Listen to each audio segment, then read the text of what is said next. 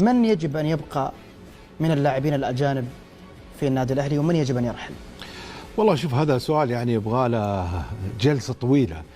لكن لسه بدري تقصد يعني؟ يعني لسه بدري وبعد النهاية. لكن يعني لما إذا مسكت هذه الثلاث أسماء، إذا عندي إمكانيات أعتقد أنه فيرمينو ما قصر، شكرا، بغض النظر عن بطولة آسيوية. أنا أبغى لاعب يعني موسم كامل، اسم كبير، نجم عالمي، جاب الثلاثية وليس الثنائية، حتى كأس العالم الأندية حققها.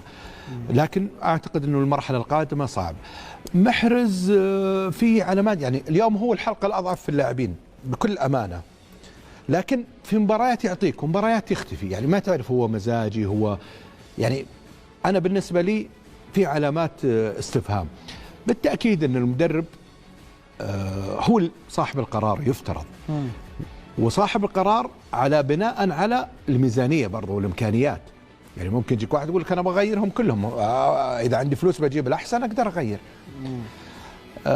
فيعني صعب التحديد الآن، لازم تشوف الإمكانيات المادية، الموضوع الفني، وين النواقص، إيش ممكن تدعم، هل في أحد محلي أولا في خانة معينة ممكن يعوضني عن أجنبي أقدر أجيبه أو لا. يعني موضوع شامل شوي. أبو خالد.